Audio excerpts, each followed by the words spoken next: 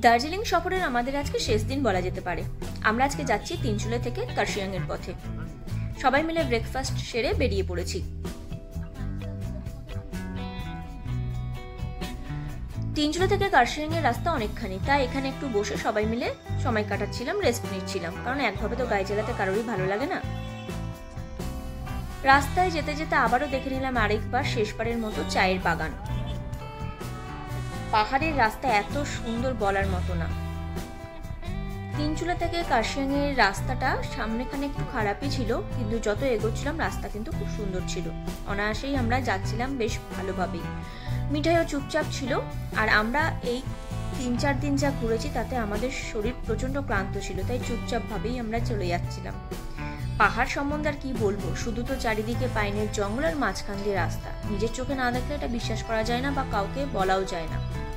এর শোভা বা এর সৌন্দর্য অতুলনীয়, অবর্ণনীয়।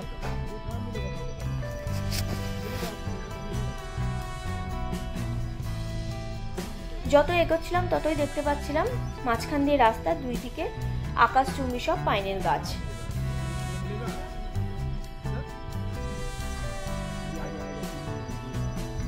যেতে যেতে আমরা চিমনি বলে একটা জায়গায় এসে পৌঁছই। ওখানে ড্রাইভার দাদা বলছিল ছবি তোলার জন্য, কিন্তু আমাদের আর সেদিন ইচ্ছে করছিল না গাড়ি থেকে নেমে কোথাও একটু দাঁড়িয়ে আবারও ফটোশুট করি। তো অবশেষে বললাম যে চলো একেবারে আমাদের নিজস্ব জায়গাতেই যাব। পৌঁছে গেলাম কার্শিয়াং। অসাধারণ দৃশ্য দেখে নাও।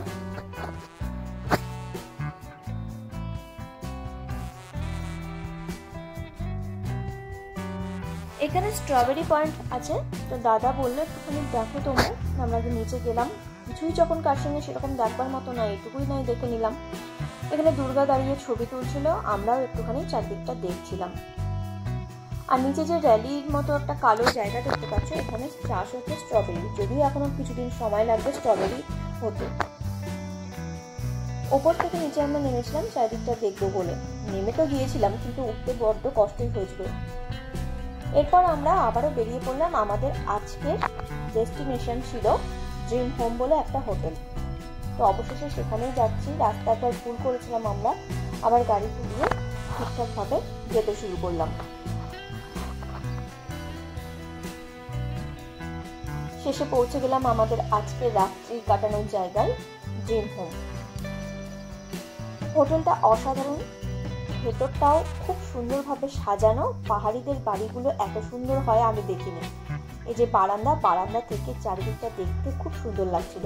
পাহাড়ের ওপর মনে হচ্ছে মেঘ ভেসে বেড়াচ্ছে, আর চারিদিক শান্ত পাহাড়ি বাড়ি, খুব সুন্দর।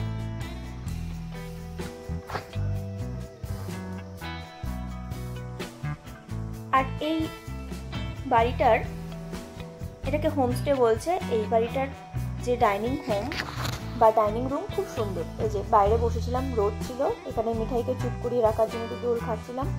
আর ভেতর থেকে যেটা দেখছো ওখানে খাওয়া দাওয়ার ব্যবস্থা করা হয়।